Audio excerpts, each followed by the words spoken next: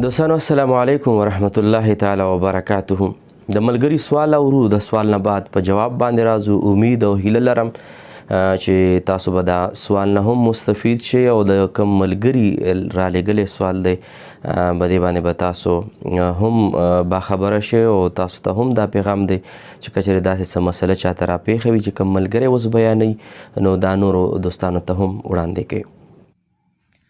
السلام علیکم مفتی صاحب، زه فهیم الله خبرې کوم ډیر اسماعیل خان نه. مفتی صاحب ما دا سوال ده چې کومه فطرانه موږ ورکوه پاکستان چې خو موږ پاکستان حساب مطابق ورکوه، خو موږ چې کوم ملګري پاکستان نه بهر دي، په بهر ملکانو شه دي او بچي دلته پاکستان شه دي، نو دا به فطرانه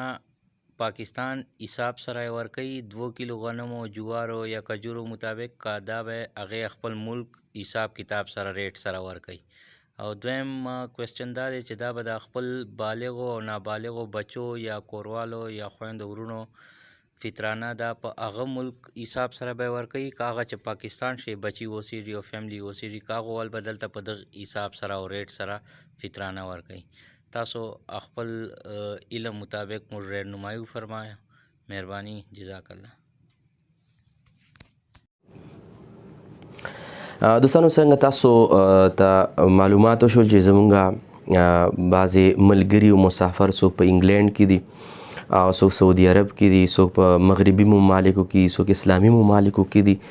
او هغوی را روان اختر به هم هلته تېروي. انشاءالله الله پاک د ټولو ملګرو د خیر ثواب وکړي چې خپلو بچو سره اخترونه تېر کړي. خو د کرونا وبا د حالات واقعیات تاسو ته معلومه ده چې هغوی راتلی نشي، خو لیکن د هغوی صدقة الفطر خبره چې کومه ده څه ته موږ سرسایه وایو، فطرانه ورته وایو، چې څوک په بهر ممالکو کې اوسیږي، بهر دنیا کې اوسیږي، نو هغوی به د خپل حساب مطابق چې څوک په کم ملک کې اوسیږي، که اسلامي دی که غیر اسلامي دی، هلته به د حساب مطابق تقریبا څه کم د 2 کیلو او که لږ زیات شي د 2 کیلو شي نو لا ښه خبره ده، نو د هغې حساب اندازې مطابق به دوی سرسایې حساب لګوي. نو که چېرې موږ د سرسایې د حساب په حوالې باندې وګورو نو په مختلفو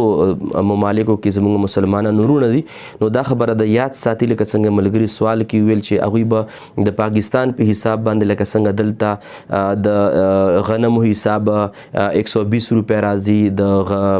د جوارو حساب 280 روپۍ راځي او دارنګ کجورو حساب 700 روپۍ راځي او دارنګ کجورو حساب تقریبا 1400 روپۍ راځي. نو دا خو د پاکستان حساب دی. نور باقي چې کم هلته حساب او کتاب دی د څه کم 2 کیلو غنمو او که چې لږ زیات شي د 2 کیلو غنمو حساب مطابق ولګولی شي، نو که سعودي عرب کې د 2 کیلو حساب دی 1 کیلو 100 روپۍ دی، نو 2 کیلو حساب مطابق د حساب ولګوي. اور نو غرض دا چې د خپل ملک چې څوک چرته اوسیږي د هغې حساب مطابق په دوی سرسایه ورکوي. پاتې شوه دا خبره چې کومه یو باریکه خبره پکې بله کومه، که چېرې زمونږ رونه، زمونږ پلاران، زمونږ مشران په کومو ممالکو کې اوسیږي او بچي، واړه بچي، نابالغه بچي پاکستان کې اوسیږي، نو د دغې نابالغه بچو حساب هم د هغې د ملک مطابق ورکوي، ځکه چې نابالغه ماشومان دا تابع وي د پلار، نو پلار چې کوم ملک کې اوسیږي د هغې په حساب باندې به د نابالغه ماشومانو سرسایه وباسي، او چې کوم بالغ دي یا کومه کور ودانه ده، خپله ښځه ده یا کومې مثال طور پر خویندو هغه ورکول غواړي او دارنګې د خپلو بالغو زامنو ورکول غواړي، نو بیا به هغه د پاکستان په حساب باندې لګولی شي، د پاکستان په حساب باندې به دوی باندې واجب وي. خو چې کوم نابالغه ماشومان دي یا ماشومانانې دي دا به د پلار تابع وي، د خپل چې کوم ملک کې اوسیږي د هغې په حساب باندې به ورکوي. ورته یو خبره ملګري ورسره دا هم زیاته کړه چې دا به هلته چې کوم اوسیږي هلته غریبانانو ته به ورکوي که نه پاکستان ته رالیږلی شي،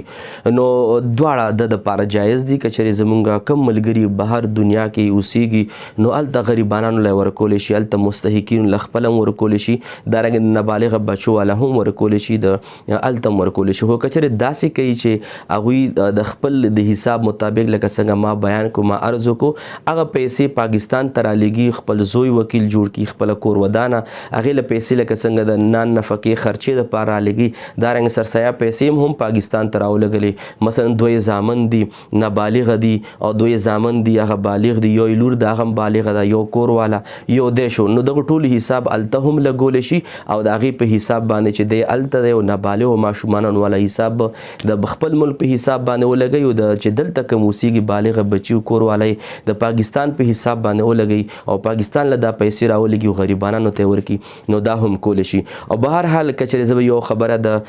دغه حالاتو په تناظر کې وکړم، نو زه وایم چې دوستانو چې کوم حساب ما عرض کو چې 120 روپۍ او دارنګه 240 روپۍ او 700 روپۍ او 1400 روپۍ کوم ترتیب ما بیان کو. که چېرې زمونږ دوستان داسې وي چې څوک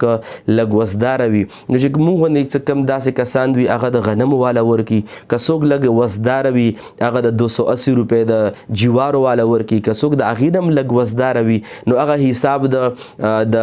کجورو والا ولګوي 700 روپۍ ورکړي، او که څوک لږ نور هم ماشاءالله وزداره وي نو هغه د 1400 روپۍ د میوې والا ولګوي، د کشمش والا ولګوي. نو دا به بیا ډېره زیاته د غریبانو دپاره به ډېره زیاته بهتره شي چې کم بینک بیلنس موږ جوړ کړی، که موږ سره پیسې دي، کم بچو له موږ رالیږو یا که موږ بینکونو کې جمع کړي دي، بهر ملګرو ته هم دا خواست کوم پاکستان کې چې کوم ملګري دي او هغوی لږ ډېر وس او دس لري نو هغه د خپله فطرانه د خپل حیثیت مطابق ورکړي. څوک به د غنمو حیثیت لري غنمو والا ورکړي، څوک به د جوارو لري 280 روپۍ پر هیډ او فی کس ورکړي، څوک به لږ هغې نه وزداره وي هغه د بیا د کجورو 700 روپۍ پر هیډ فی کس ورکړي، څوک به لږ ډېر، څوک به وزیر وي، څوک به ډېر کروڑپتی به وي. نو هغوی له پکار دي چې زم د کجورو والا ورکوم او کروڑپتی هم د کجورو والا د غنمو والا ورکوي، نو دا خو داسې حساب و کتاب شریعت وایي چې غریبانانو لحاظ ساتل پکار دي. دوستانو امید لرم چې د دغې مسلې نه به تاسو مستفید شوئ او په اخره خیر کې دا پیغام عرض کول غواړم چې کم قسمه مسله باندې تاسو پوه نه شئ یا د دغې ویډیو په حوالې سره چې کومه د ستاسو مزید زموږ رهنمایي کول غواړئ یا نور تاسو څه ګزارشات وي دغې ویډیو دغې سوال په حوالې سره تاسو زموږ په دغې ویډیو په کمنټس کې تاسو دا کولی شئ. زموږ پیج هم تاسو سبسکرایب کړئ، لایک کړئ، فالو کړئ، زموږ یوټیوب پیج